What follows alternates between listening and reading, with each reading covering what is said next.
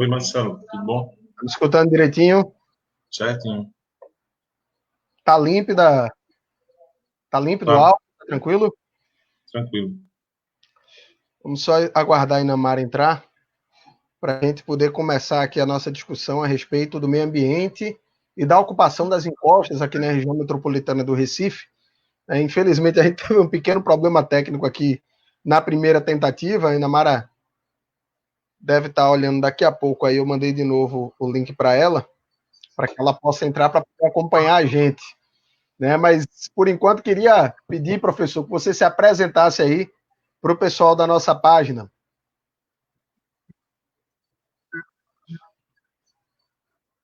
Beleza. Boa noite, eu sou Lucas Oliveira, sou professor de Geografia, sou formado aí pela Universidade Federal de Pernambuco e trabalho também, né? Eu trabalho na rede estadual de ensino, lá na Gerência Metro-Sul. Lá eu estou como técnico de Direitos Humanos e monitoramento também de escolas. E também trabalho na rede municipal de Moreno, lá na prefeitura. E lá eu trabalho no Colégio Baltazar Moreno. E lá eu estava na sala de aula durante 6 anos e a partir de finalzinho de 2019, 18, eu entrei lá na gestão da escola. Esse tema que a gente vai estar abordando, ele é resultado também do meu TCC. A gente pesquisou um pouco sobre essa questão dos impactos socioeconômicos da ocupação desordenada das encostas na região metropolitana do Recife.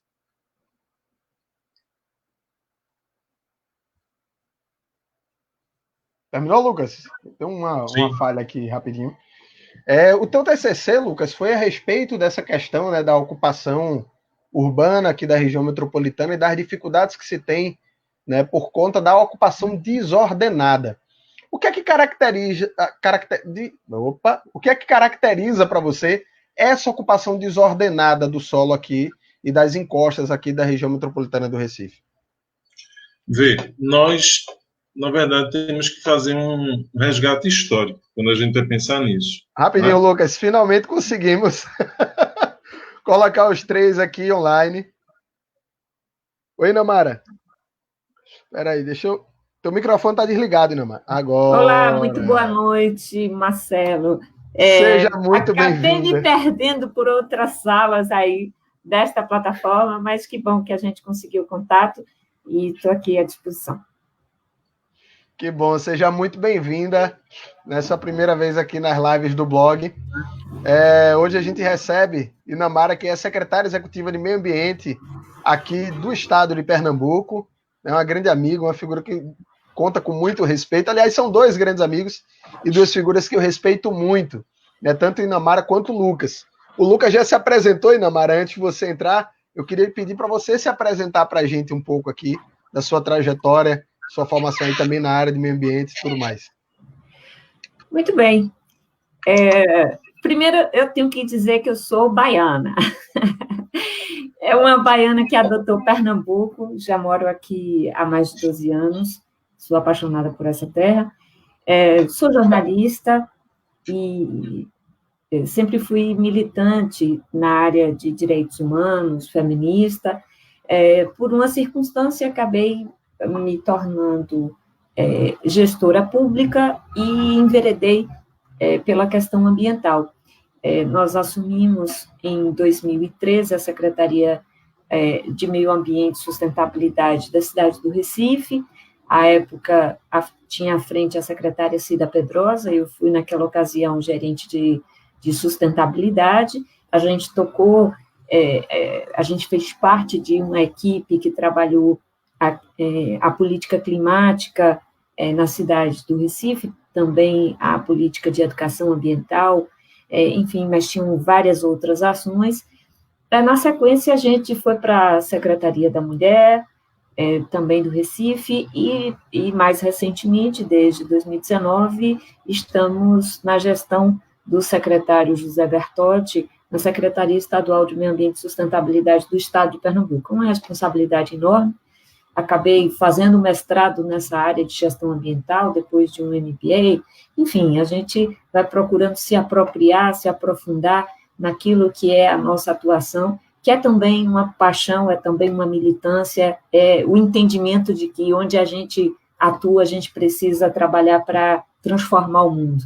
É esse o nosso entendimento, e por isso a gente vem comemorar, ou marcar, ao menos, esse Dia Mundial do Meio Ambiente, acho que com diversos amigos, em diversas ocasiões, e por isso a gente agradece a oportunidade de falar numa data tão importante como essa, Marcelo, porque, afinal de contas, nós precisamos fazer com que mais pessoas entendam aquilo que é a urgência da gente modificar a nossa relação com o meio ambiente. Então, acho oportuno esse debate que você traz hoje, numa sexta-feira. Já tinha ali combinado com os amigos, tomar uma cervejinha via... nada de ir contra as medidas de isolamento social, viu? Era só para a gente rever os amigos e etc e tal, mas eu tinha que atender a um chamado seu, e estamos aqui para este debate.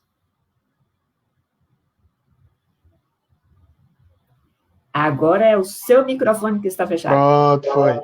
Lucas já tinha se apresentado antes de você entrar. Lucas é um grande amigo também, professor, né, licenciado em Geografia, gestor do Baltazar Moreno, que é uma grande escola municipal aqui na cidade de Moreno, onde resido. E aí eu ia justamente pedir para Lucas apresentar aí, né, as suas ideias. Lucas, ele teve a sua conclusão do seu curso, foi justamente falando sobre a questão da ocupação das encostas aí da região metropolitana, não é isso, Lucas? De fato. E aí vou te dar aí aqueles 15 minutinhos para você explorar aí o assunto e explanar para nós. Sim.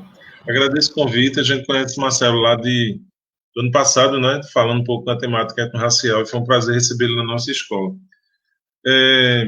Eu moro em Camaragibe, é bom situar isso também. É uma realidade que a gente vive muito o dilema do morro, da ocupação do morro, da encosta, como toda a região metropolitana. Então, a minha primeira experiência de base foi ainda no ensino médio, num projeto de iniciação científica. Veja o que a educação na escola faz. E na época era o Colégio Anglo, eu tenho até colegas desse projeto também, aí Janaína, Humberto, Íris. E naquele contexto, a gente exatamente estudou isso. Né? Um morro aqui, há um Alto Santo Antônio, onde dentro, nesse alto você tem um vale chamado Córrego do Desastre, onde havia ali muitas mortes aconteceram em toda a cidade e naquela área especificamente ali por conta da queda das barreiras, da encosta, que a gente cientificamente vai denominar isso movimento de massa rápida. E na época, o que nós fizemos? Nós fizemos um trabalho de intervenção de educação ambiental, orientando a população de como descartar o lixo corretamente, as plantas que poderiam utilizar ali, e levamos essa experiência até o campo do laboratório, onde nós associamos as bactérias fixadoras de nitrogênio, né, por exemplo, o Rhizóbio, um exemplo dela, vai estimular o crescimento daquela planta e fazer o trabalho de recomposição da cobertura vegetal, onde a vegetação é um grande guarda-chuva e protege a terra desse processo erosivo, a aceleração desse processo, e evita aí a queda da encosta, o movimento brusco, né, de massa aí, rápido, como a gente pode denominar. E aí foi bem interessante, e eu levei aquela experiência para toda a vida, né, e depois a gente aprofunda essa discussão também na própria universidade. E aí, hoje, pensar o Dia do Meio Ambiente, o Dia Internacional do Meio Ambiente, é muito importante. E quando a gente vai discutir a questão dos morros ou das encostas na região metropolitana, nós vamos ter um exemplo muito clássico, um exemplo muito bom dessa relação do homem com a natureza, dessa interface das relações e das ações antrópicas sobre o meio. E aí a gente celebra esse dia e a gente para pensar também nas ações do homem, o poder e o impacto que ela tem.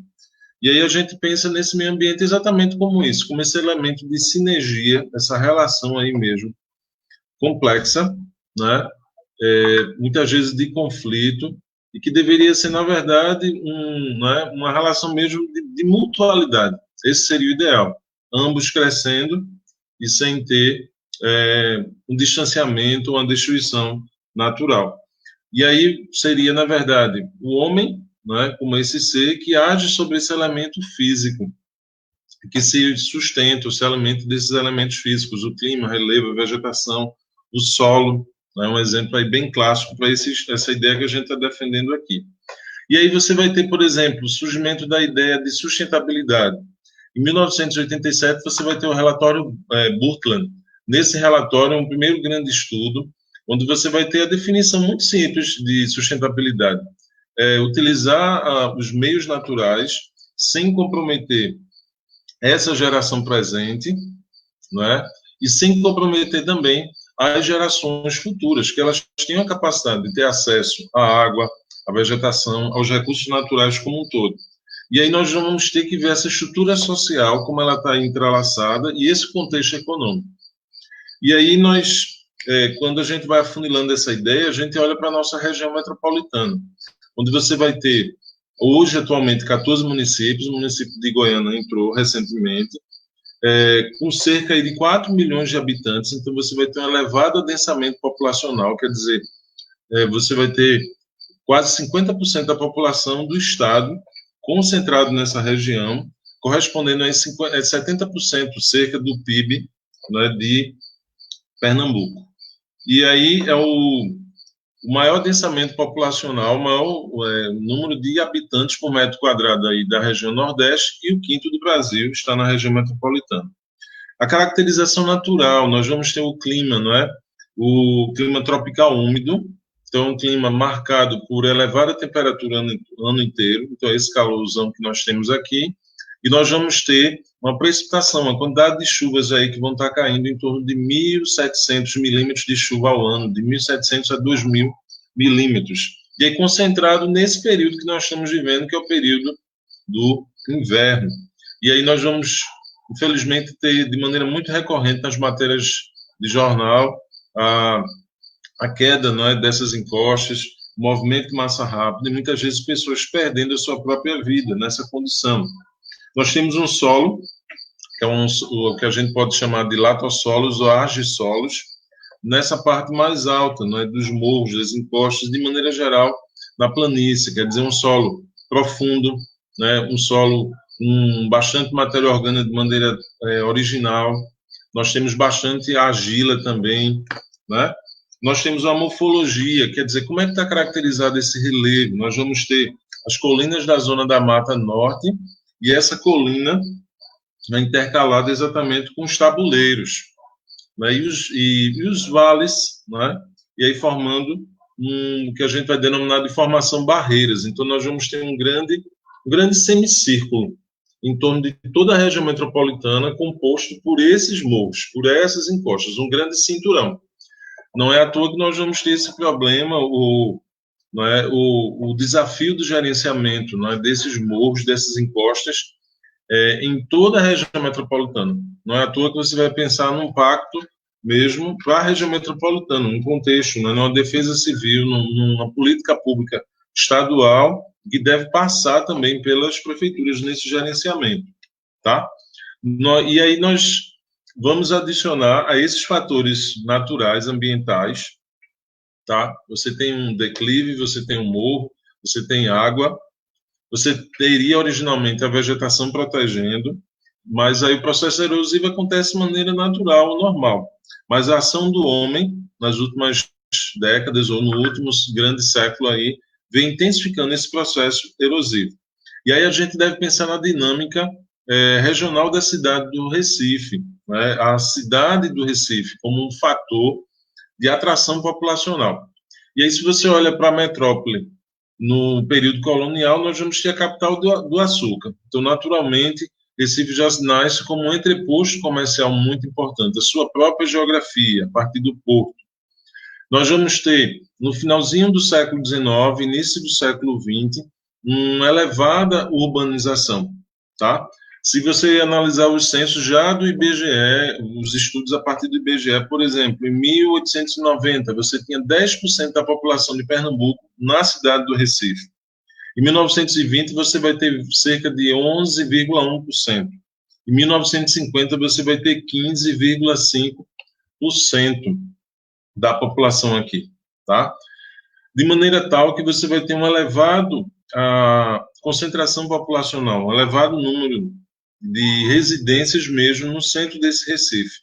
Você já vai ver a disparidade urbana, disparidade social, onde você vai ter nas regiões centrais, as margens do rio Capibaribe, um tipo, né, de construção popular que a gente denominou de mucambo, tá? Nos alagados ali do centro do Recife e nas áreas mais íngremes.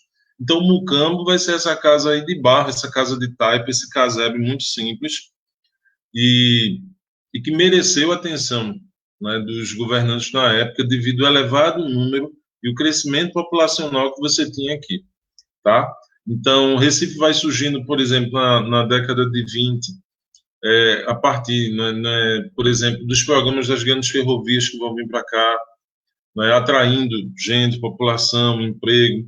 A gente deve pensar em mensurar num sertão, num semiárido que naturalmente, né, nas condições ambientais e socioeconômicas sempre expulsou o seu habitante. Até a literatura existe a isso, né, com o brilhante texto de João Cabral de Melo Neto, Morte e Vida Sibirina. E aí você chega a ter a constituição de uma liga social contra o mucambo, em 1939, no então governo de Agamenon Magalhães. Essa liga ela realizou, por exemplo, um censo, e nesse censo ela vai encontrar, de acordo com Quintas, cerca de 45 mil casas. Dessas 45 mil, 3 mil eram próprias. E aí não havia muita burocracia para chegar e morar numa área dessa, não. Você arrendava ou alugava, arrendava um terreno, alugava uma casa e ali ia vivendo, composto por artesãos, pescadores, trabalhadores. É uma cena que nós não temos hoje como mensurar.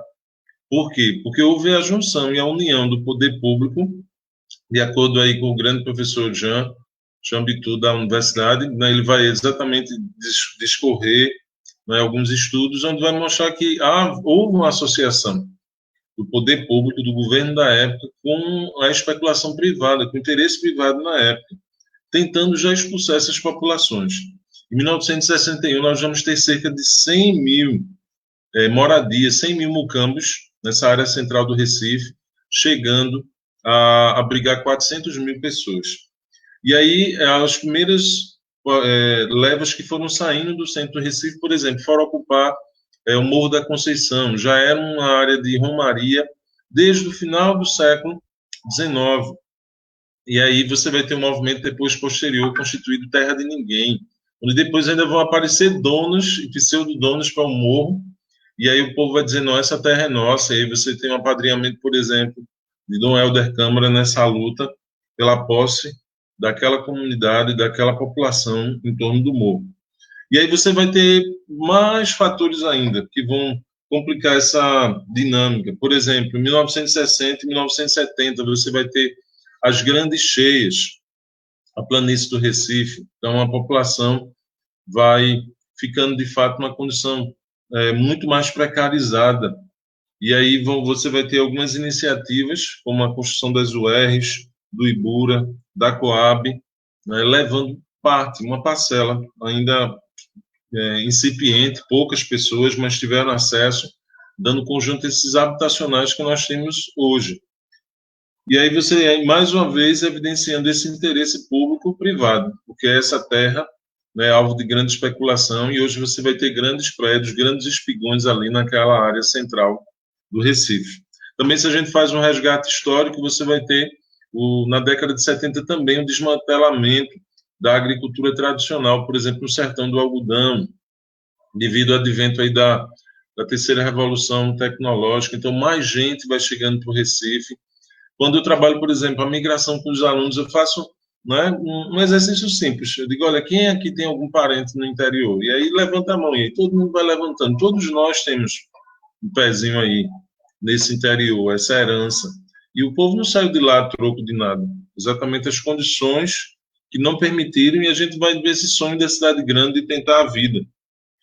E aí, esse pessoal que vai sendo expulso, essa população que vai sendo expulso das áreas centrais, ela vai exatamente habitar e ocupar os morros. O morro, as encostas, sem nenhum tipo de ordenamento, causando sérios impactos socioambientais.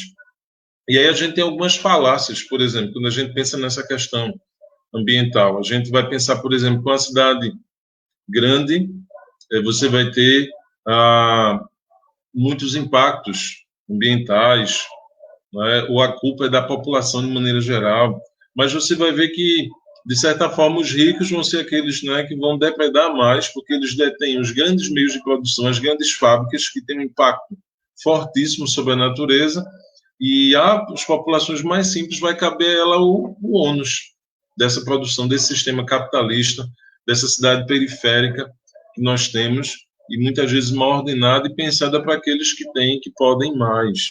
E aí a pessoa não vai ter outra alternativa, a não ser habitar na margem do rio, ou habitar no morro. Muitas vezes nós olhamos e ainda dizemos como alguém pode morar ali, a culpa, ou às vezes até culpabilizar, né, as pessoas que estão, né, nessa condição, nessa precariedade. E aí nós estamos exatamente pensando nisso, tá? Então a gente faz essa leitura histórica, quando você percebe o morro, ele não está ali a troco de nada, tá? Nós exatamente pensamos nisso. E aí, se você vai olhar, o Recife é um retrato perfeito disso. Por quê? Porque exatamente nós vamos ter a perspectiva aqui da formação dessa grande metrópole. Nós devemos pensar que a colonização no Brasil veio exatamente nesse litoral, onde ela retirou essa vegetação primeira, que é a Mata Atlântica, nesse interesse de instalar a cana-de-açúcar e as demais atividades econômicas. Então, a grande população do Brasil está no litoral, e aí esse morro, ele não foi explorado de maneira adequada. Se você comparar, por exemplo, com os Incas, um povo colombiano, um povo milenar, onde exatamente fez um trabalho simples de retaludamento, o trabalho das encostas, onde eles cavaram aquele solo, mas pegaram aquelas pedras e fizeram ali burros, contenções com aquela rocha. Você vai perceber em algumas construções milenares ali estabelecidas. Por que não nós hoje? De fato, não existe interesse social, econômico, né? E muitas vezes é mais interessante precarizar essa habitação e estigmatizar, na verdade. E aí, quando a gente entra no olhar mais técnico, nós vamos pensar no movimento de massa rápido na encosta. Dessa forma que a gente deve denominar o que a gente chama vulgarmente de a queda da barreira, tá? E que talvez seja mais fácil ou compreensível. Nós vamos ter esses fatores, o próprio relevo, não é? O próprio tipo de solo, então um solo mais argiloso, onde absorve bastante a água. Não é? Nós vamos ter o declive, né, o morro de maneira geral. Né? Já existe um trabalho erosivo de maneira natural, propício, e o homem que ele vai fazer é acelerar esse processo de erosão. A gente sempre lembra muito isso aos nossos alunos, aos nossos estudantes. E aí você deve pensar em medidas preventivas e ações concretas. E aí a gente deve lembrar, por exemplo, ainda na gestão de João Paulo, na prefeitura do Recife, você teve o grande projeto Guarda-Chuva. E aí um projeto que começa a trazer um olhar para o morro e começa a produzir algumas ações interessantes. O projeto esse que foi tributário, por exemplo, da nossa gestão aqui histórica do PT, ainda com Paulo Santana na cidade, onde pensou muitas ações daqui, ações ganharam o mundo. E aí você deve pensar em ações preventivas, por exemplo, em legislações específicas, a revisão aí da lei de uso e ocupação do solo, ou legislações que de fato delimitem essas áreas de interesse, a remoção muitas vezes realmente de moradias que não dá, existem áreas que realmente não dá para ser habitadas, oferece um risco à população, à comunidade, à família. A readequação e requalificação desses espaços, isso passa pela construção de canaletas, escadas, exatamente, por exemplo, drenar a água de maneira correta, orientar a população nesse corte dessa barreira, é o que a gente chama de retaludamento, quer dizer, uma barreira que tem um declive já natural, e aí eu vou e faço um corte mais ainda de 90 graus, então a tendência é procurar o repouso. Você deveria fazer um corte mais suave, um trabalho de retaludamento, dando distanciamento da casa, para a base dessa encosta. Colocar, por exemplo, graminhas revestindo, essa encosta. Por exemplo, orientar e haver um trabalho de coleta do lixo constante, porque o lixo acumulado, além de ser vetor de doença, ele vai juntar água. Retirar, por exemplo, vegetações ou plantas que não sejam adequadas, como a bananeira, que junta muita água, árvores de grande porte, né? Então, todo um trabalho de educação ambiental, aprimorar esses serviços públicos, né, para essa comunidade, né, de iluminação, de esgoto, trabalhar na cobertura vegetal, um trabalho também de educação ambiental. Então, são algumas diretrizes que a gente deve, de fato, começar a pensar, né? Eu fico feliz quando a gente fomenta discussões como essa. Marcelo, por exemplo, esses dias levantou isso lá na cidade de Moreno, porque é um problema constante, né, em geral, né, que nos envolve aí com várias cidades, e aí eu cito Camaragibe, a gente, né, cita aí Recife também, que aí vai ter cerca de 140 pontos críticos, né, segundo a Defesa Civil da cidade, de uma escala que vai de 1 a 4. E aí, se você vai olhar os demais, né, índices aí, você vai ter milhares de pontos dentro da região metropolitana que merecem a devida atenção. Desses 140 pontos críticos, você vai ter presente nos 55 bairros, que são bairros organizados no morro, bairros que estão situados na área de morro, dentro da região metropolitana. Então, de maneira geral, é essa ideia que a gente quer apresentar aqui hoje à noite. E aí, obrigado pela atenção, desde já.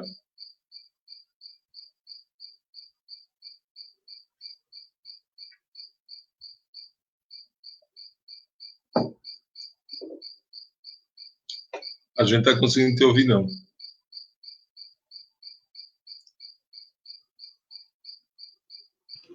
Opa! Agora. Obrigado, Lucas, pela sua contribuição inicial aí, né, com o seu trabalho, com sua pesquisa.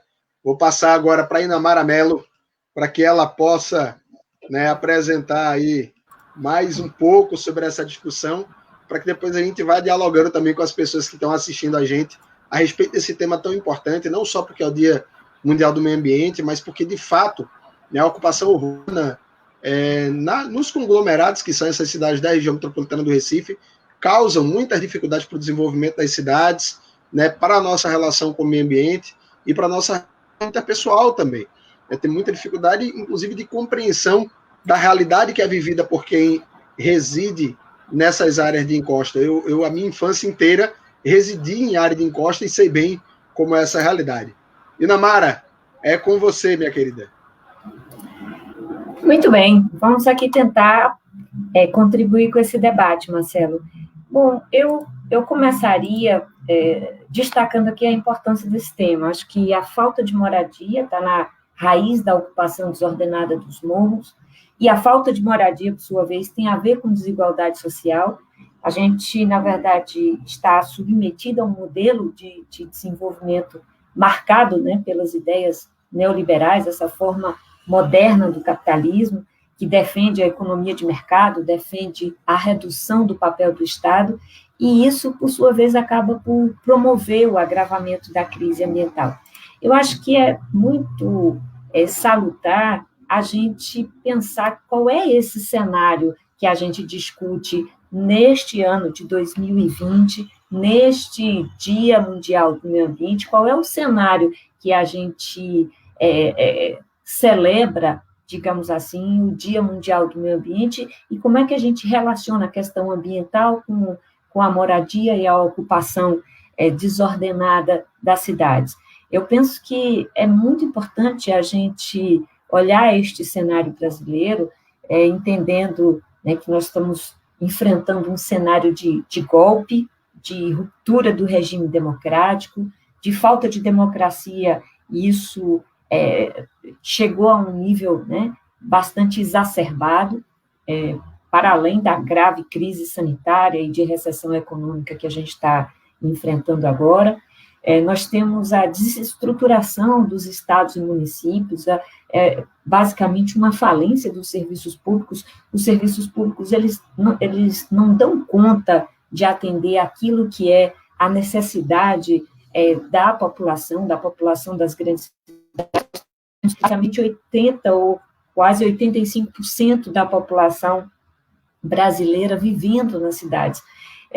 E a gente observa já nesse tempo recente, inclusive, o aumento do desemprego, o empobrecimento da população, é uma realidade que se reproduz no Recife. Recife, inclusive, é considerada a capital mais desigual do país, segundo o índice de Gini da ONU. Aqui nós temos 526 mil pessoas, Marcelo, assim, praticamente mais de um terço da população morando em áreas de morro. Essa situação, obviamente, ela não difere muito daquilo que é toda a região metropolitana do Recife, onde a gente observa uma urbanização precária, onde observa-se a carência dos serviços básicos, onde há uma grande disputa simbólica, né, pela apropriação da cidade e também uma disputa material, a disputa econômica dos espaços.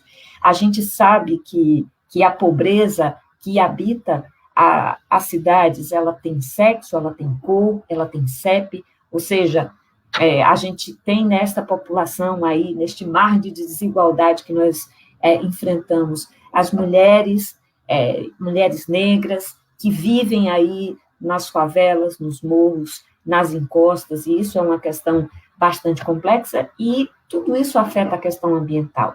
Quer dizer, hoje a gente tem as cidades, a região metropolitana do Recife, com uma mobilidade que é bastante precária, que tem ênfase no transporte individual.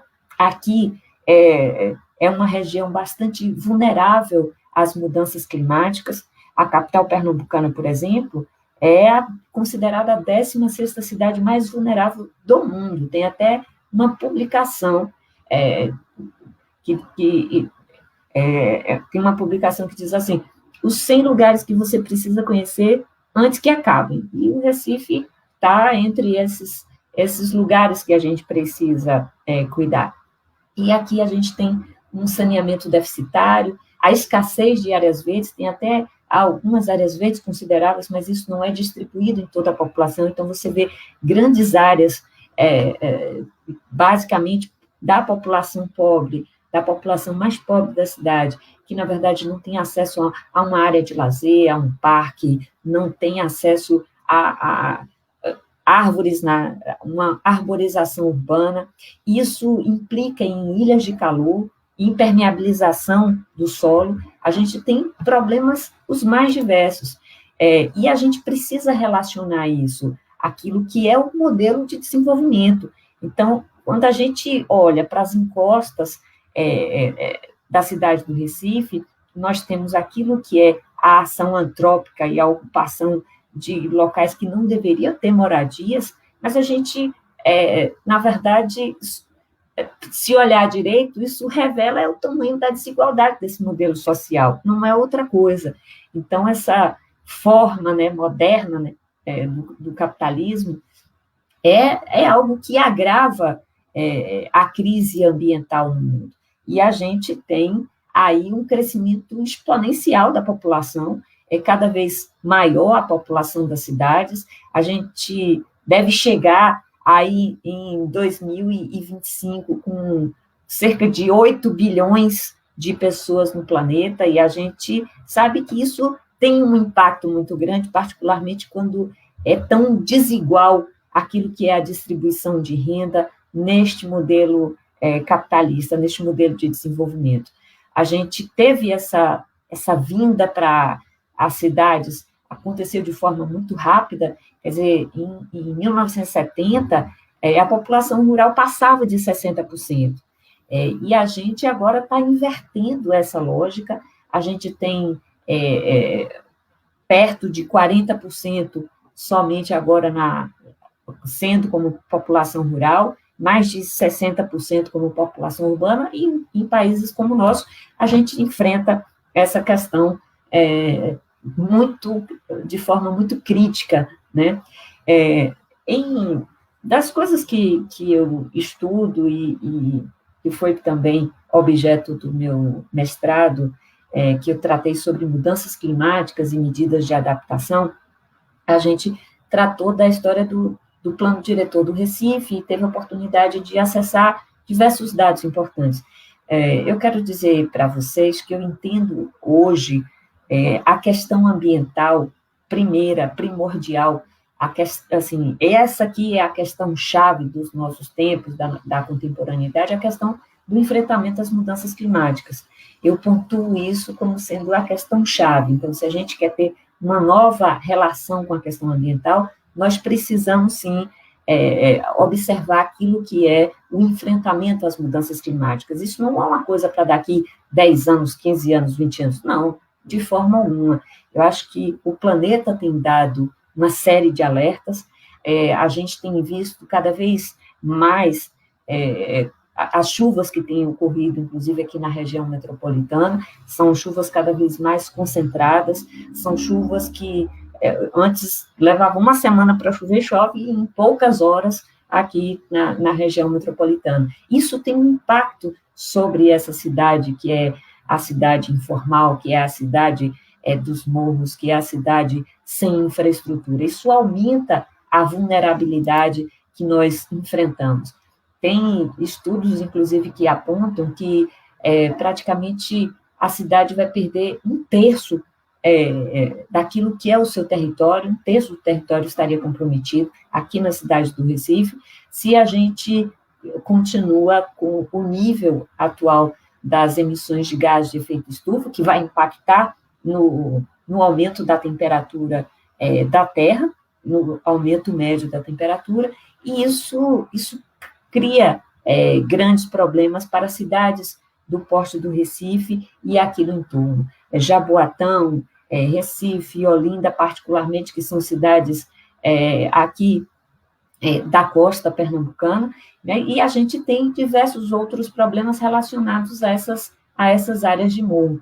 Então, eu acho que a questão das mudanças climáticas é hoje uma questão chave para que a gente, inclusive, trate daquilo que é este grande problema do déficit habitacional do Estado. A gente tem, acho que, cerca de 200, o déficit aqui no Estado de Pernambuco é de 285 mil unidades, segundo a pesquisa do PNAD, que é a Pesquisa Nacional por Amostra de Domicílios. O IBGE também, o último censo que a gente tem, que é de 2010, que ainda os dados de 2020 ainda não foram divulgados, diz que 10% da população vive em favelas no Estado de Pernambuco. A gente tem um número de pessoas enorme vivendo em moradias inadequadas, sem saneamento básico, e isso chega praticamente assim, à metade da população pernambucana. Isso é uma questão muito complexa. E eu quero dizer, mesmo estando, fazendo parte de um governo e de um governo progressista que tem se preocupado com essa questão, que aquilo que é a demanda que nós temos nas cidades brasileiras, de um modo geral, porque não difere muito a região metropolitana do Recife, da região metropolitana de Salvador, enfim, São Paulo, Rio de Janeiro, e por aí vai. Assim, as realidades, elas são muito próximas, né? E eu penso que não se pode colocar na mão de um prefeito ou na mão de um governador aquilo que é a resolução desse tipo de problema. Assim, enquanto a gente não enfrentar uma política habitacional nas cidades brasileiras que seja séria, então eu penso que essa é uma questão para a União, é uma questão para o governo federal. Eu acho que na época da presidenta Dilma a gente vinha avançando com o programa Minha Casa Minha Vida, por exemplo, mas isso estava longe ainda de resolver o grande déficit que nós temos hoje no país. Isso é muito importante para a gente pensar, por exemplo, como caminhar como rumar, né, pelo caminho do desenvolvimento sustentável em cidades como Moreno, como Jaboatão, como Olinda, como o Recife. Este é um caminho extremamente difícil se a gente não tem um governo um governo federal preocupado em distribuir renda, em diminuir as desigualdades sociais. E isso tem uma repercussão enorme sobre a questão ambiental. Quando a gente fala em desenvolvimento sustentável, a gente está falando de 3 vertentes. A gente está falando da dimensão social, da dimensão econômica, da dimensão ambiental, e já que a gente tem uma população que é cada vez mais urbana e com cidades cada vez maiores, então isso passa a ser um elemento chave, né, na busca por um mundo mais sustentável. Eu penso que as metrópoles são hoje o grande desafio, né, o desafio estratégico do planeta. A gente tem impactos que a gente observa relacionados a mudanças climáticas, por exemplo, que seriam as inundações, os deslizamentos, as zonas de baixa renda praticamente destruídas a cada chuva. Nós temos o problema das ilhas de calor, de distribuição, de destruição das estradas e ruas, a interrupção de serviços. Quer dizer, toda época de chuva a gente tem percebido cada vez mais aquilo que são os impactos das mudanças climáticas, e a gente precisa se preparar para enfrentar esses eventos ambientais extremos. Mas como é que a gente pode fazer isso no momento em que o governo federal sequer acredita em mudanças climáticas ou sequer mantém aquilo que é o seu compromisso enquanto Estado brasileiro, enquanto nação, que foi a assinatura do Acordo de Paris? Então, eu penso que mais do que nunca a gente precisa enfrentar questões relacionadas a esses impactos das mudanças climáticas, se apoiar no bom planejamento, buscar uma melhor governança para que a gente possa aí minorar os efeitos dessa urbanização acelerada.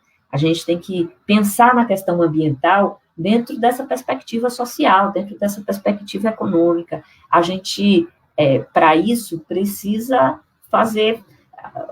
construir um outro caminho para o Brasil, que não é o caminho que estamos rumando hoje, que nós estamos percorrendo hoje no país. Eu acho que a situação é extremamente grave. Eu costumo ser uma pessoa muito otimista, eu sou uma pessoa que acredita na natureza humana e por isso eu luto, e eu gosto muito daquilo que são os Objetivos do Desenvolvimento Sustentável, que foi divulgado pela Agenda 2030, a agenda da ONU, e é um acordo internacional. Eu até brinco que falo assim, a agenda da ONU poderia ser a plataforma do programa do Partido Comunista, mas não é. É o programa assinado, é um compromisso assinado pelas nações, que envolve erradicação de pobreza, fome zero, educação de qualidade. A gente precisa da educação para transformar a vida das pessoas, a gente precisa de igualdade de gênero. Então, os Objetivos do Desenvolvimento Sustentável, consta lá, o objetivo número 11, tem lá, cidades e comunidades sustentáveis. Este é um compromisso, nós precisamos todos atuar nesta frente, trabalhar nesta perspectiva. Então, eu assim, não vou me alongar muito, mas nessas minhas considerações, eu acho que a gente tem um desafio muito grande. Nós não podemos pensar os problemas de forma isolada, cada um numa caixinha. Eu penso que os problemas que nós enfrentamos hoje no Brasil, do ponto de vista da cidadania, do ponto de vista do direito à cidade, nós precisamos ter uma população mais consciente para exigir dos seus governantes e votar melhor governantes que possam defender, de fato, os direitos da maioria da população, ao invés da gente ter um governo que governa para o 1% mais rico, para a elite, que é o que a gente está tendo hoje no Brasil. Eu acho que é preciso enfrentar a questão da pobreza. A pobreza, para mim, é o flagelo que impacta na questão ambiental. Eu acho que a ONU acerta quando apresenta uma agenda para 2030 que vai neste caminho. Assim, a gente não pode separar essas diversas dimensões. A gente tem que atuar por um meio ambiente que seja equilibrado, que seja um meio ambiente que possa permitir o desenvolvimento, o trabalho, a geração de emprego e de renda para as pessoas, mas é muito importante a gente entender desenvolvimento sustentável. Se a gente mantém o sistema capitalista tal e qual nós conhecemos hoje, simplesmente isso não vai para canto nenhum. O desenvolvimento sustentável se transforma tão somente num conceito vago, num conceito de assim, as empresas acabam adotando isso para serem mais vendáveis, e eu penso que acaba sendo uma retórica, apenas um discurso, sem que a gente tenha o compromisso, de fato, da construção do desenvolvimento sustentável. Então, eu penso que é preciso uma grande mobilização da sociedade para arrumar neste caminho do desenvolvimento sustentável. E a agenda de enfrentamento, combate à pobreza, que é a agenda apresentada pela ONU, que é compromisso, né, do Brasil, dos estados, dos municípios, é a agenda que a gente precisa percorrer para que a gente não tenha uma população tão grande vivendo em locais tão precários do ponto de vista da urbanização. Eu acho, inclusive, que a gente pode dizer que as favelas, as periferias, acabam sendo espaços de não cidade. Como é que a pessoa sobrevive num local que não tem uma calçada, que não tem saneamento básico, falta tudo. Uma pessoa idosa, uma pessoa pobre, como é que ela consegue sobreviver em meio a tantas dificuldades? Ali tem a negação da cidadania para as pessoas, e a gente tem que olhar para essa população, entendendo que nós precisamos de menos concentração de riqueza no Brasil e no mundo. Aqui eu acho que a gente, infelizmente, teve um governo nefasto que tem atuado contra os interesses do povo brasileiro, e nesse episódio de enfrentamento à pandemia, a gente tem constatado isso mais uma vez. Na questão ambiental, outra lógica também, do ponto de vista de, na verdade, o Ministério do Meio Ambiente acaba atuando contra o meio ambiente, é o Ministério que nega o meio ambiente, e a gente tem uma série de dificuldades para enfrentamento dessas questões. Então, eu acho que são questões estruturais que precisam ser combatidas, que precisam ser enfrentadas, e não dá para a gente separar aquilo que é o déficit habitacional daquilo que é a grave crise social e ambiental e política também que a gente está vivendo hoje. Mas eu tenho fé e esperança na natureza humana, e por isso a gente está aqui fazendo esse debate, essa reflexão, para contribuir com vocês. Era isso, meu caro Marcelo.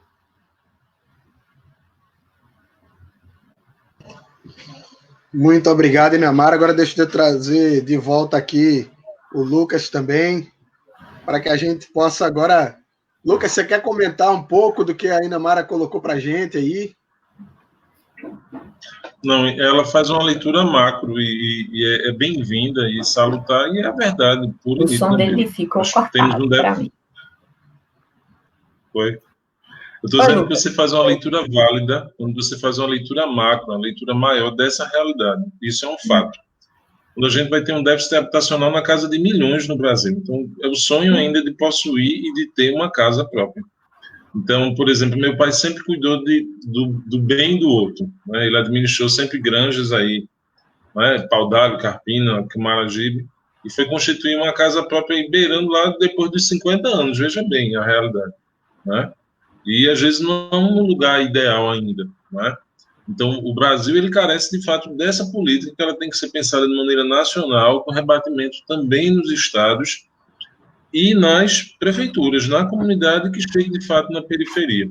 Pernambuco, quando você vai ver os índices, por exemplo, desse movimento massa rápido, dessa queda das encostas, a gente fica... O grande campeão é o Rio de Janeiro, devido à condição mesmo, né, do declive, do clima, da ocupação, do adensamento populacional das comunidades.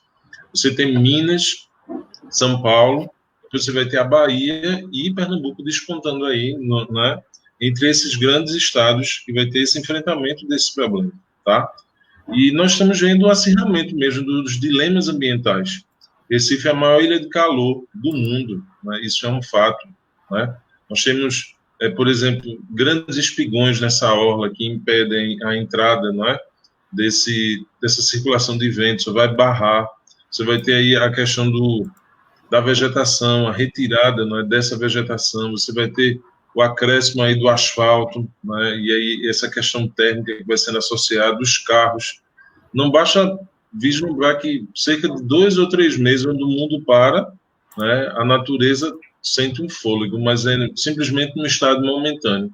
Quando, por outro lado, a gente vai degradando tanto com outros, né, e outras iniciativas. A produção de lixo é descomunal, onde a gente tem, por exemplo, o lixão com a data de validade vencida. Nós deveríamos estar num outro nível, onde a gente deveria falar em aterro sanitário, e a gente ainda não dispõe disso de maneira eficaz, eficiente e de verdade, com verdade. Então, nós temos muitos dilemas, muitos desafios, de fato, uma estrutura política precarizada, onde você tem uma falta de um projeto, né, ou um projeto de governo predatório. Você vai ter o aumento, não há década, de desmatamento na Amazônia, né, quando você desperdiça essa vegetação, quando você desperdiça a água doce, que o Brasil é campeão. Então, de fato, nós temos muitos dilemas ambientais que precisam ser enfrentados e que são relacionados com a sobrevivência nossa e a qualidade de vida nossa, dessa geração que já está comprometida e da próxima geração, da geração que virá. Então, Inamara, de fato, traz os desafios e traz esse contexto, né, de um sistema que possa, de fato, né, tirar, né, esse desenvolvimento sustentável do bolso, ou de um selo, de um ISO, né, 9000, e de fato vivenciar isso como realidade, como projeto. Isso passa pela mudança, né, das grandes corporações, das grandes políticas. Isso passa também pela mudança dos nossos hábitos cotidianos. Isso passa pela educação ambiental presente na escola. E a gente vê os meninos mudando, às vezes, alguns aspectos, em outros eles precisam ainda ser muito sensibilizados. Há um ano atrás, a gente estava plantando 4 palmeiras ali no centro da escola, na nossa Alameda, e há um ano depois a gente já tem um jardim lá com e alguns amigos também, com eles fazendo a manutenção. Mas há muitos desafios, né? Nós temos muitos desafios mesmo ainda a vivenciar.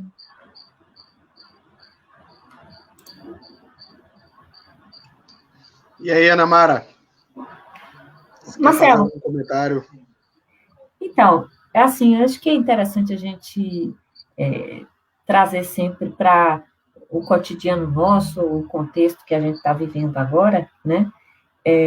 Eu me preocupo demais com aquilo que é a crise se agravando hoje na sociedade brasileira.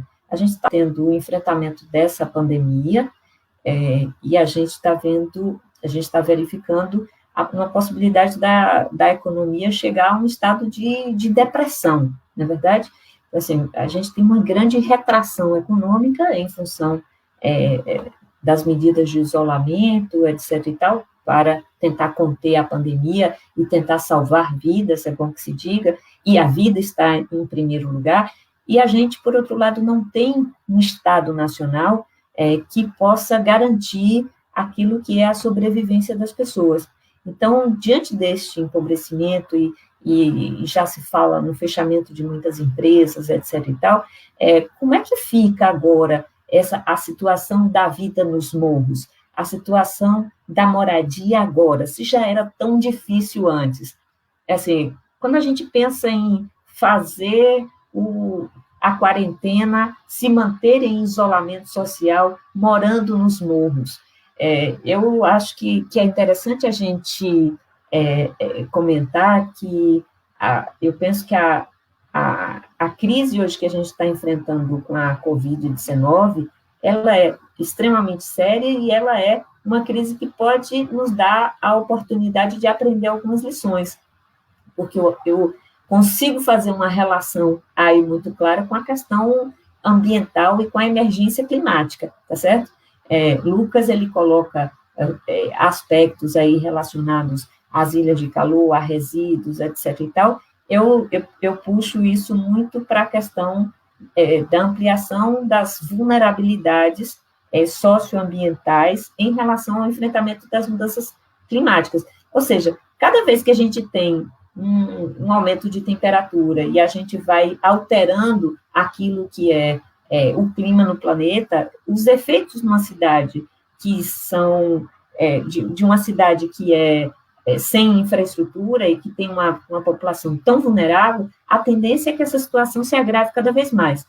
E toda vez que a gente tem crises econômicas que impactam aí as condições de sobrevivência dessa população, a condição de vida vai piorando cada vez mais.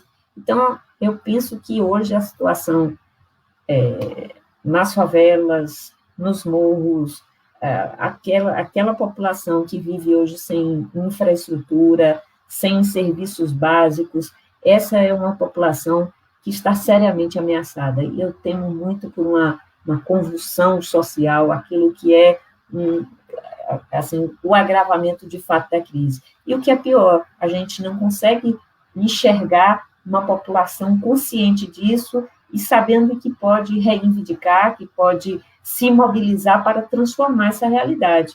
A gente vê uma massa aí, na verdade, muito voltada para aquilo que é o pensamento dominante, né, do individualismo, do querendo resolver as suas próprias questões sem conseguir tratar isso coletivamente. Eu penso que hoje nós temos um momento muito grave no país, um momento muito grave para a população mais pobre, que está desassistida, que enfrentou aí dias e dias de fila para receber o auxílio emergencial, e muita gente ficou de fora sem receber isso, e quando recebeu R$600, isso não dá conta de manter essas pessoas em casa. Enfim, acho que a situação tem se agravado, e eu penso que a forma da gente resolver isso é se conscientizando e mobilizando essa sociedade no sentido de cobrar do governo federal uma postura mais séria. Na verdade, acho que deste governo nem sai nada, né? Deste mato não sai coelho, na verdade, e a gente precisa retomar o caminho do desenvolvimento, retomar o caminho daquilo que é um governo que possa, de fato, atender aos interesses da maioria do povo brasileiro e não apenas para a sua elite ou para tal economia de mercado. Me preocupa bastante. Eu acho que esse tema que a gente trata aqui nessa noite, eu acho que está aí num cenário extremamente de grande dificuldade, e a gente precisa de uma grande movimentação ou de uma frente ampla de salvação nacional para a gente conseguir reverter o quadro que hoje nos abate.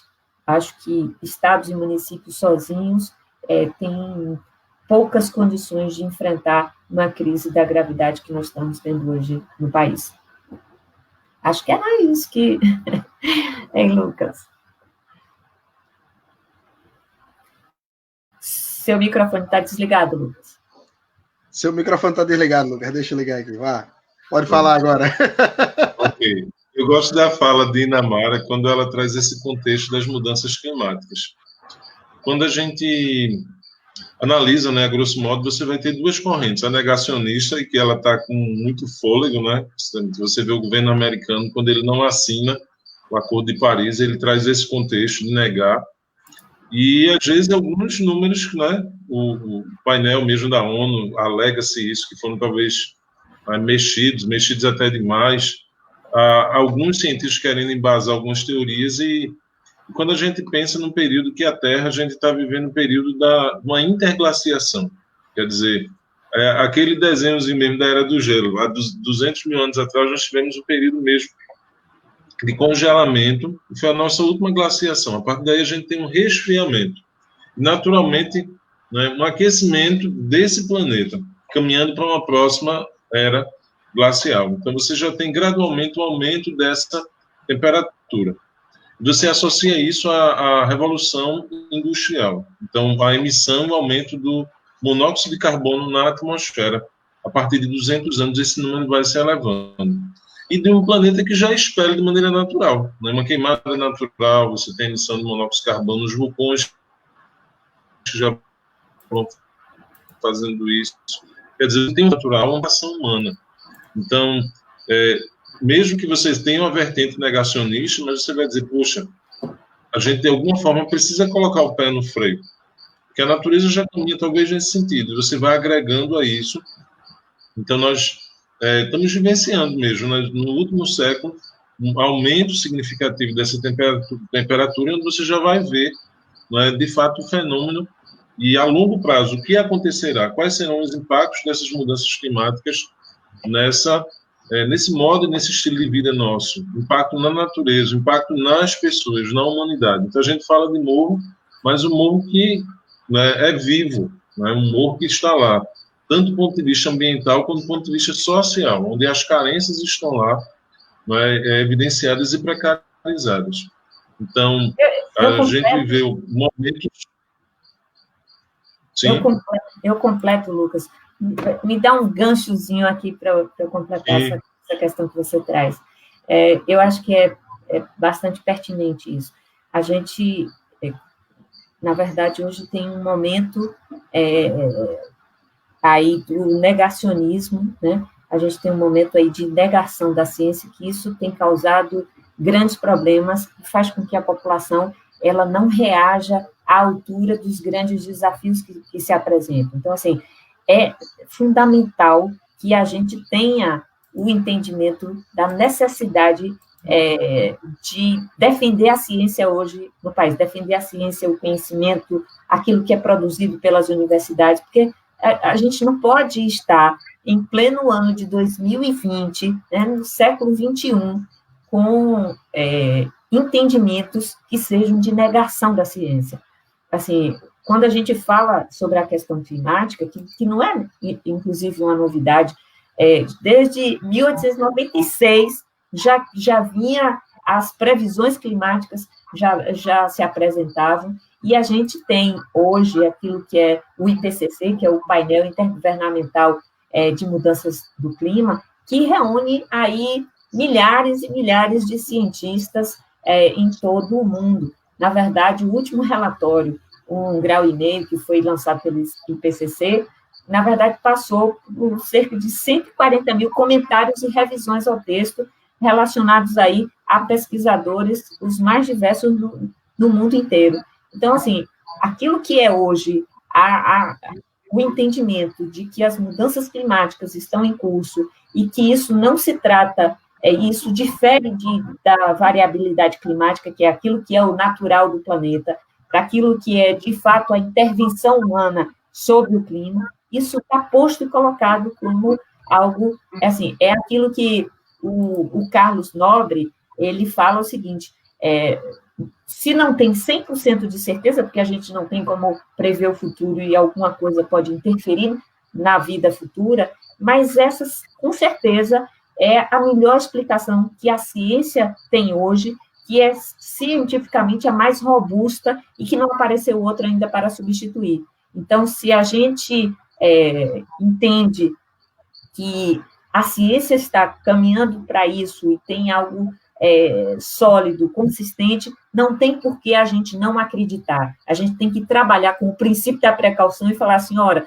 nós temos este futuro aqui para enfrentar. E, na verdade, não é nem tão futuro assim, porque as cidades hoje, como a região metropolitana do Recife, e as cidades que compõem a região metropolitana do Recife, sabe, nós já experienciamos, nós já vivemos, enfrentamos eventos extremos decorrentes dessas mudanças climáticas, dessa alteração do regime de chuvas.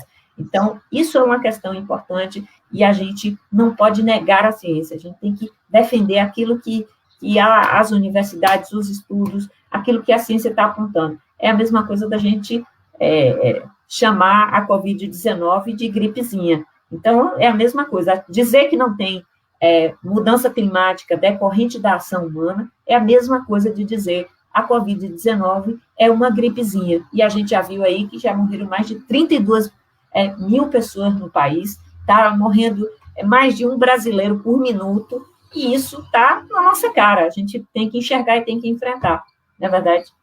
Sim. E nós estamos experienciando uma geração onde ela já foi despertada e sensibilizada para esse dilema. Então, nós temos as grandes conferências de Estocolmo, né, na década de 70. Você vai ter a Rio 92, a Rio +10, que a gente tinha muita expectativa e não foi, talvez, como a gente projetou. Mas você tem um protocolo de Kyoto, que nos traz esperança, quando as grandes nações já sentam e já começam a dialogar e pensar num outro modelo e onde o Brasil, durante décadas, pensou e despontou. Há uma possibilidade de despontar, por exemplo, uma matriz energética mais limpa e eficiente, onde você tem, por exemplo, a matriz energética do Brasil, a energia que vem das hidrelétricas, que é uma energia limpa, porém ainda impactante. Você pode despontar com energia eólica, solar, né? Há muitas alternativas, onde o Brasil, de fato, pode ser, né, a ponta de lança nesse processo. E a gente vai seguindo uma outra esteira, um outro pensamento, uma falta de pensamento, articulação, se equiparando aos Estados Unidos, onde está vivenciando um retrocesso, quando você compara com o governo anterior, onde preservar a natureza pode ser economicamente viável, sustentável, né, e interessante para toda a comunidade, para toda a população. Então, o desafio está posto e, de fato, a gente precisa levar a nossa voz de alguma maneira. Então, e uma geração que a gente vive hoje que entende que o recurso não é infinito. Talvez a geração de 2 ou 3 décadas atrás deixava a torneira lá à vontade, né? Deixava uma lâmpada ligada à vontade, o consumo, né? Então, Gilberto de Menstein, que aí nos deixa recentemente, trouxe essa dimensão do cidadão de papel, né? E esse sujeito consciente. Hoje a gente pensa numa dimensão do sujeito de consumo, né? As nossas relações, elas estão muito relacionadas com o consumo. Então, por exemplo, você vai usar o celular e aí você não vai usar ele até, né, quando ele der. Não, você tem que trocar por algo novo, porque houve um lançamento novo. Você precisa estar dentro daquela onda, daquele momento, onde você não pensa que os produtos estão programados para durar X, né? Obsolescência programada que vai, muitas vezes, rever e exigir da natureza sempre mais, né? Onde a gente deveria pensar, né, em coisas tão simples e economicamente viáveis. Por exemplo, 100% das nossas latinhas elas já são recicladas. Então, há uma economia por trás, né? Há um catador, que não deveria nem ter essa denominação, mas alguém que está, né, reutilizando matéria-prima. Nosso lixo como matéria-prima, aquilo que a gente produz, a gente deve, de fato, rever e repensar o estilo de vida e essa relação que o homem tem estabelecido com a natureza. Desafio para a gente. E aí, Marcelo? Tá bom demais, hein? Eu estou aqui só aprendendo com vocês. Mas antes da gente... A gente já está 1 hora, né? Aqui, quando a conversa é boa, nem parece que o tempo corre, mas o tempo corre. Queria dizer, assim, que é de uma felicidade poder juntar vocês dois para conversar e assistir vocês conversando sobre essas questões.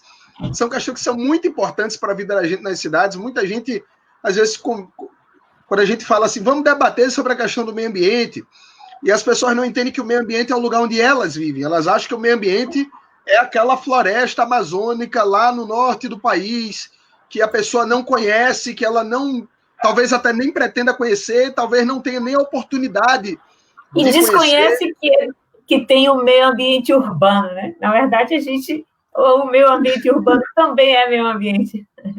Exatamente. E como eu falei no começo, eu fui morador a minha infância e boa parte da minha adolescência, aliás, na realidade quase toda a minha adolescência também, de áreas de morro, né? Eu sei o que é você acordar de madrugada com a tua mãe dizendo, bicho, acorda porque nós temos que ajudar a vizinha porque a casa dela está caindo, né? Eu sei o que é morar, por exemplo, embaixo, do lado do morro, e tem uma situação engraçadíssima que aconteceu com a minha irmã. Eu morava em Nova Descoberta, ali na zona norte do Recife, e a gente tinha um batente na porta que era para a água, quando chovia, não entrar em casa. Só que a minha irmã dormia num colchão no chão. E uma bela noite ela acordou a minha mãe aos gritos de mãe, tá molhado aqui. E quando a minha mãe escutou aquilo, ainda com sono, disse, não, menina, você deve ter feito xixi nas calças aí. E quando a gente abriu os olhos, de fato estava molhado. O colchão que a minha irmã dormia estava boiando, né? Então, isso tem a ver com a nossa relação com o meio ambiente, isso tem a ver com a ocupação que a gente promove de maneira desordenada, sem respeitar aquela situação, né? aquela construção, aquele contexto natural ali, né? E que muitas vezes a gente vai dizer, ocorreu um acidente, ocorreu uma fatalidade. Não, gente. Né? Existe aí uma falta de política pública, um mau planejamento de política pública que resulta, né, nessas condições de moradia que muita gente enfrenta. Recife, há alguns anos, teve um negócio que de verdade me emociona até hoje, né? E que hoje Recife tem um trabalho de defesa civil que funciona o ano inteiro, né? E que fala sobre essa relação também da ocupação com o meio ambiente, de como prevenir riscos, de como tratar de situações de emergência. Mas eu me lembro que isso começou com um programa Guarda-Chuva, que era um programa da gestão do João Paulo, lá em Recife, e que tinha um calendário do ano inteiro tratando dessa questão da ocupação, das encostas, das áreas de alagamento, para que a gente não chegasse no inverno e tivesse as dificuldades que muitas vezes a gente vê as grandes cidades tendo. Por último, eu queria dizer que, Inamara, você é uma figura mais otimista do que eu. A gente tem que acreditar, Marcelo. Não, eu acredito. A gente tem que esperançar. Calma, eu vou dizer o seguinte, não. Eu não estou dizendo que a gente não tem que acreditar, não. Né? Até porque você lida com a política pública no dia a dia, você é uma figura que se esforça, inclusive, né? E muita gente vê. Eu vejo sua rotina de trabalho, né? Aquela figura que nunca tem muito tempo para muita coisa, é sempre trabalhando, só te vejo correndo, né?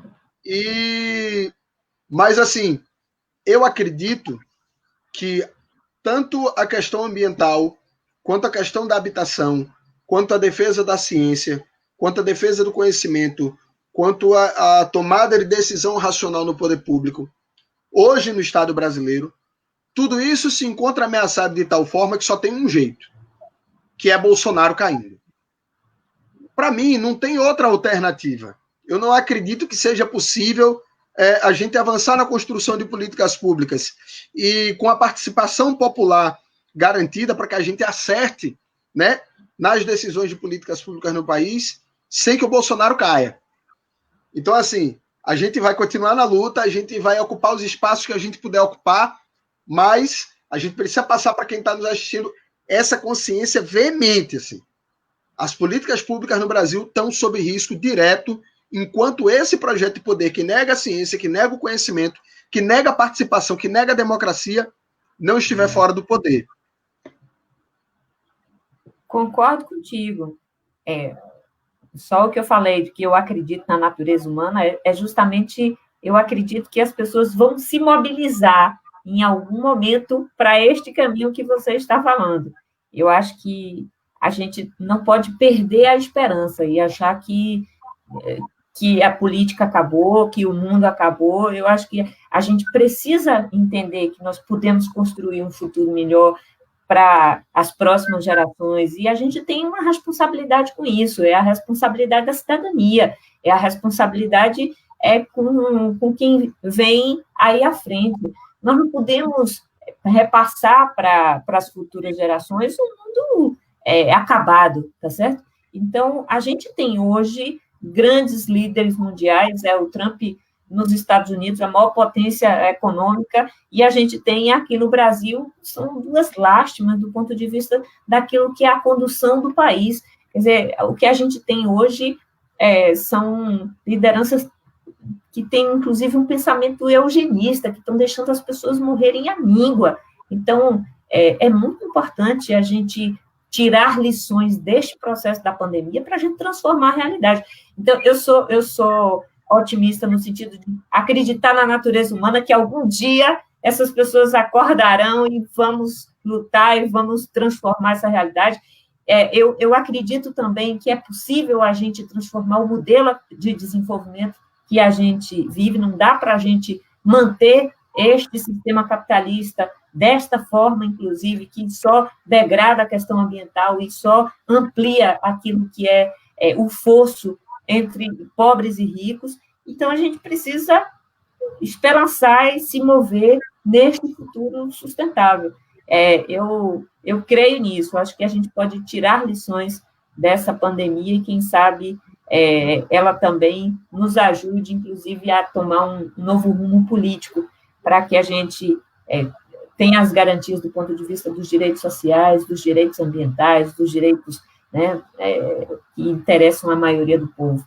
Então, acho que é por aí, sim. Vamos resistir, vamos esperançar e vamos, assim, se encher, inclusive, de energia. Eu penso até que muita gente, nesse momento político agora, e nesse momento de crise, acho que o ânimo das pessoas está bem abalado, né? Assim, tem colegas de trabalho, amigos e tal. É muito difícil a gente manter a sanidade mental neste momento com tantas notícias dramáticas que nós estamos vivendo hoje. Na área ambiental onde eu atuo, é uma notícia ruim por dia, é um drama por dia, porque a sequência é muito grande daquilo que é o desmonte que tem acontecido. Mas a gente não pode perder a fé e a esperança. Eu tô fazendo esse trabalho, inclusive, para eu me convencer. Vamos buscar energia, vamos chamar mais gente para essa batalha. Aí, em Moreno, vocês que fazem o blog do Marcelo Diniz, a turma tem que estar na luta, tem que estar nessa frente para a gente poder transformar esse mundo, viu? Esse Dia do Meio Ambiente, ele está marcado não por celebração, né, mas por reflexão, para falar assim, nós precisamos de todos, nós precisamos agarrar a mão de todo mundo para mudar o mundo. Mas entrelaçado com os dilemas aí etno-raciais, né? É o dilema de gente ser gente, se preocupar com o outro, com a natureza. Eu deixo também para a nossa reflexão um trecho da carta do chefe indígena Seattle, não sei se a pronúncia é essa, mas escrito em 1854, quando o presidente americano mandou uma proposta para comprar as terras dele. E ele começa a tecer toda uma ideia, né? Como vender aquilo que não é nosso, que é o elemento da natureza. Enquanto ser humano, um homem branco, tão dotado de sabedoria, não é, de inteligência, vai, depreda, destrói. Há uma outra relação, não é, do ser humano.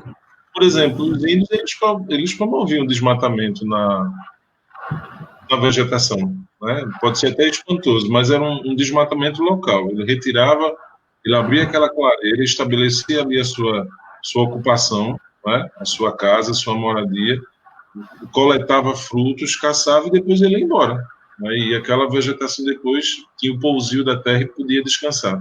Hoje uma cultura indicada na grande produção, em larga escala industrial. Você reservar uma parte daquela grande fazenda para que ela possa descansar, que haja o pousio e a recuperação. Ao invés do modelo, por exemplo, que nós tivemos canavieiro, de colocar fogo em tudo, e aquilo, no início é bom, mas depois aquilo vai destruindo fatalmente, né, o micro-organismo dos solos, toda aquela riqueza, né, biovegetal, e aí você vai tornando aquela terra improdutível. É o desafio da Amazônia. Então você tem um solo rico em matéria orgânica, mas pobre em minerais que se sustenta.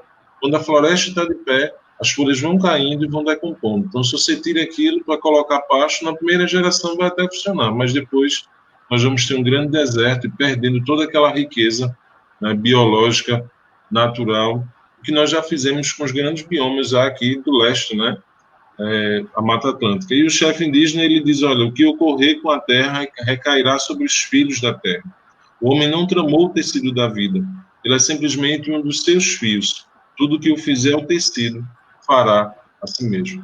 É um resgate dessa visão global, dessa visão holística, né, que nós devemos ter, né, e impactar positivamente, né, essa sociedade, provocando essa leitura, essa discussão. Inamara. Oi, Lucas. Você me inspirou para eu tentar encerrar aqui a minha participação com um poeminha de uma grande amiga, Cida Pedrosa. Se Marcelo me der licença, acho que cabe numa noite de sexta-feira. Tem um poema de Cida Pedrosa que eu gosto muito para esse debate ambiental, que diz assim, Capibaribe tenha fé, quem sabe o sol tarda, amanhã se encolhe, e há tempo de conter os homens. Eu trabalho com essa ideia. Capibaribe tenha fé. Vamos à luta. O Capibaribe de João Cabral do Melo Neto, né, que merece a nossa reverência. E que demonstra, né, as nossas fraquezas e fragilidades e o nosso desafio, né, nesse cuidado ambiental.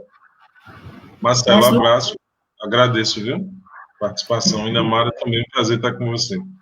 Prazer foi todo nosso de estar aqui, Lucas. Acho que vale sempre a pena a gente ter essas conversas e tentar passar um pouco, né, desse sentimento de que a consciência ambiental, que a consciência acerca da cidadania, aquilo que é a justiça, isso precisa estar muito presente no nosso dia a dia. Isso está presente para a turma mais jovem, inclusive. Eu acredito que o papel da educação, o papel da ciência é extremamente necessário e a gente tem que valorizar isso. Então, foi muito bom poder conversar contigo, tá? Obrigado. Igualmente. A ciência extremamente... A gente vai chegando ao fim. O Marcelo não está querendo se despedir da gente, não, mas ele volta para... A minha conexão caiu. Mas aí a gente toma conta do seu blog, viu, Marcelo? Se você bobear, a gente fica aqui e toma conta. Bota o povo aí na fogueira e some, né? Mas não, foi não, gente. É porque, infelizmente, eu moro numa cidade que tem muitos problemas de infraestrutura. Muitos. Não só do ponto de vista da ocupação, né, Lucas? Lucas é gestor de uma escola aqui na cidade, ele conhece bem a cidade aqui. E não só também com o transporte, Moreno é uma cidade muito difícil de você chegar e você sair, se você depende de transporte público, mas também muitos problemas de infraestrutura de comunicação. A internet aqui é muito ruim, muito difícil. Gente, eu queria agradecer imensamente a participação de vocês aqui nessa live. Dizer que foi um prazer poder aprender com vocês. Estou recebendo feedbacks aqui, recebendo no WhatsApp, aqui no Facebook. Quando a gente começou aqui a nossa live, eu também coloquei salas de reprodução em vários grupos daqui da cidade. Vários elogios, vários abraços, viu, Lucas? Teve gente aí, meu professor! Né? Marcelo, já que está no momento de despedida, é que como eu fiz o favor de compartilhar essa live na minha página no Facebook, na minha página não, no meu perfil do Facebook, aí eu recebi vários comentáriozinhos aqui de meus amigos, eu tenho que valorizar essa audiência, tá? A Verônica Magalhães acompanhou o debate da gente e faz um comentário bem bacana. A Marília Rufino, a Milena, a Suzanete, ou seja, a turma está aqui dando os parabéns para Marcelo pelo debate realizado e eu tenho que transmitir o recado.